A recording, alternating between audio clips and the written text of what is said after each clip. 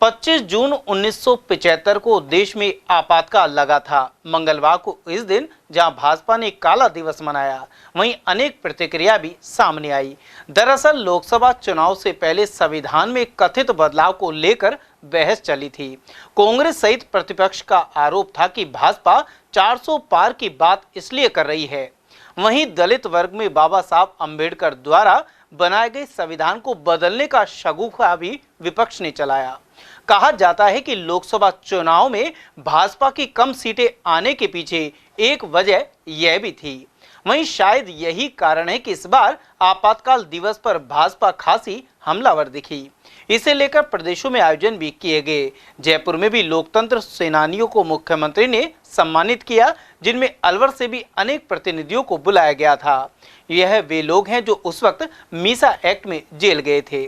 उधर भाजपा के प्रवक्ता और एडवोकेट जितेंद्र शर्मा का कहना है कि इमरजेंसी लगाकर कांग्रेस ने संविधान के तहत दिए गए अधिकार छीन लिए थे। 21 माह तक आपातकाल जारी रहा था। इसके उलट कांग्रेस के नेता भाजपा पर संविधान को खत्म करने के प्रयासों का गलत आरोप लगाते हैं।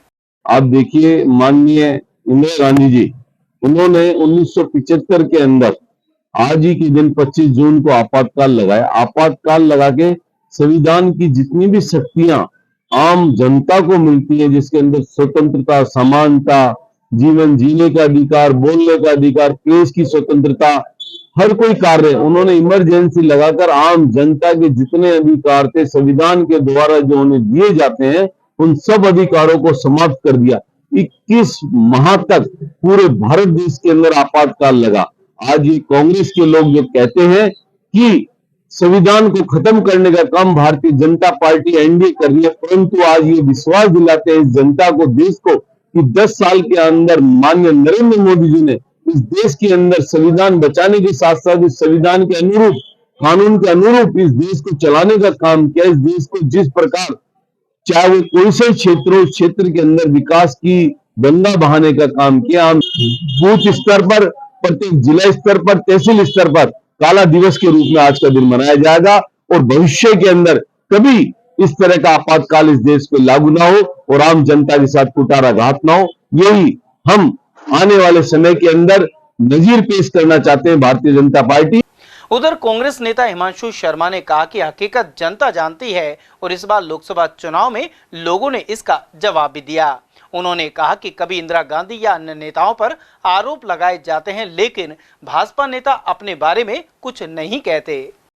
आज 10 साल इनको सत्ता में हो गए, लेकिन कभी भी इन्होंने अपने सत्ता के 10 साल के कार्यकाल की बात नहीं करी।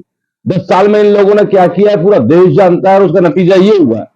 और देश में जिस तरीके से आप गुमराह करने की राजनीति आपने गोदी मीडिया के माध्यम से शुरू कर रखी है, वो देश की जनता आप समझ चुकी है। और आने वाले समय में मैं ये कहना चाहता हूं, आने वाले समय में 25, 30, 40 साल तक भारतीय जनता पार्टी का शासन नहीं आएगा। 10 साल में इतनी जनता त्रस्त हो चुकी है। आमजन इस समय इतना टूटा हुआ है, भयंकर तरीके से आक्रोशित है। राम की बात करेंगे, कभी मंदिर की बात करेंगे, मस्जिद की बात करेंगे। अरे अयोध्या में आप लोगों को हारने को मिला है।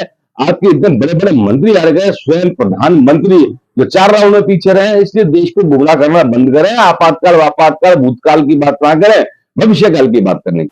और वहीं भाजपा ने अलवर के अंबेडकर नगर से जिला कार्यालय में काला दिवस मनाया। इस मौके पर नेता प्रतिपक्ष रहे पूर्व मंत्री राजेंद्र सिंह राठौड़ भी पहुंचे। यहां जिलाध्यक्ष अशोक गुप्ता के नेतृत्व में उनका स्वागत हुआ। वहीं पूर्व विधायक बनवाई लाल सिंघल, जयराम जाटव और उमेश सिंह भाया आदि भी उपस्थित रहे। राठौड़ ने भाजपा कार्यकर्ताओं की बैठक को संबोधित किया। साथ ही पत्रकारों से बातचीत में कहा कि कांग्रेस ने करीब 50 साल पहले आपातकाल लगाकर संवैधानिक अधिकारों का हनन किया था। राठौड़ ने अन्य मुद्दों पर भी बातचीत की।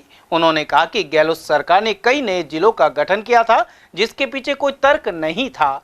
ऐसे में भजनलाल सरकार इन जिलों को लेकर कमेटी गठित कर रही है। उन्होंने यह भी कहा कि गहलोत सरकार में अलवर में कानून व्यवस्था खराब थी, लेकिन अब सख्त कार्रवाई होगी।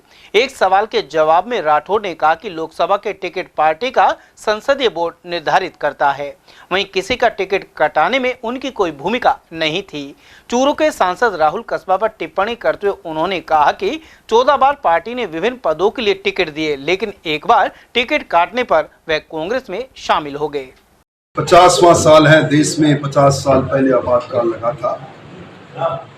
इस लोकतंत्र पर, इस लोकशाही पर राजशाही के बादल गहराए थे।